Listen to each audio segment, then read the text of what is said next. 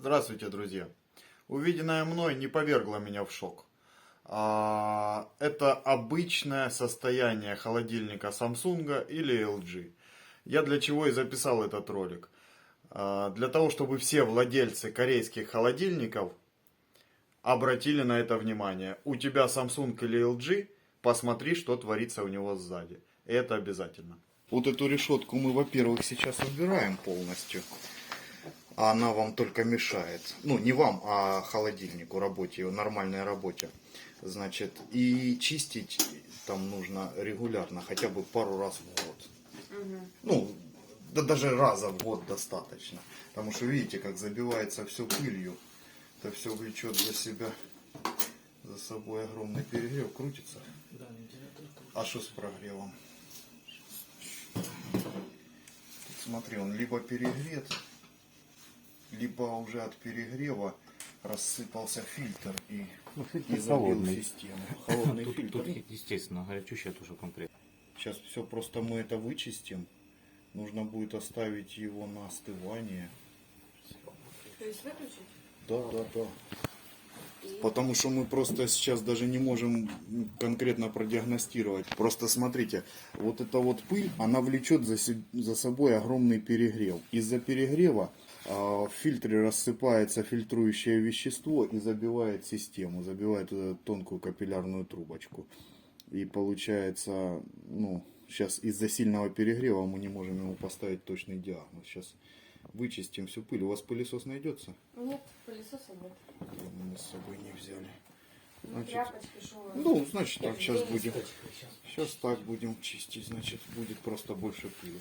Ну да, там просто слой войлока. Скажите, а как он себя летом вел? Летом нормально все было. Нормально работал, да? Потому что обычно вот эти вот все беды проявляются летом. Совочек дадите? Вот все.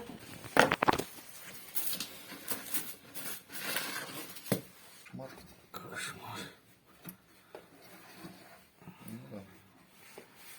А брызгалка у нас есть? Нет. Не выложили, да? Уже никто не ожидал таких.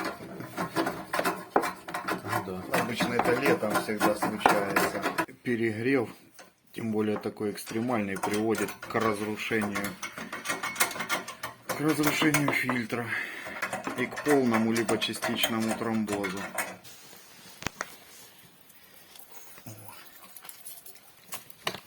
Как-то мы опрометчиво не брызгалку не взяли. Летом просто это очень частая проблема с такого рода холодильниками. Вот уже в конце лета редко сталкиваемся.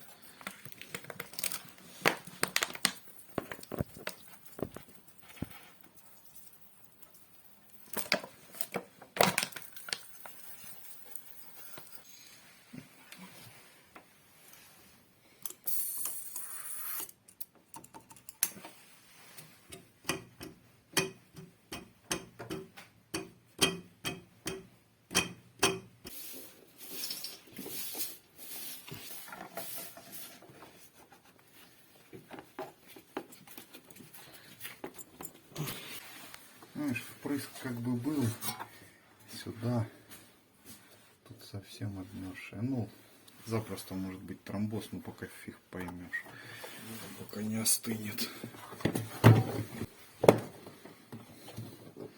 На 134, по-моему, да? Да. Так, и момент следующий. Я сейчас вам тут регуляторы все выставлю, тоже, чтобы вы их не крутили пока что.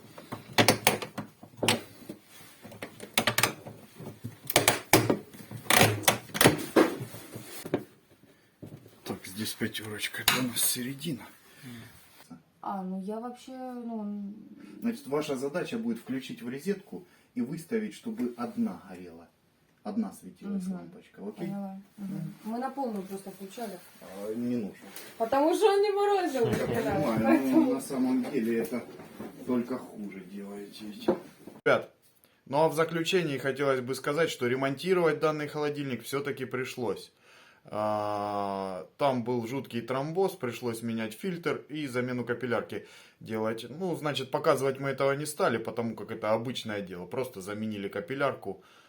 Если кому-то интересно, длина 2,5 метра, заменили фильтр, фреончика задули и все, сказали до свидания. Всем доброго времени суток. Лайк.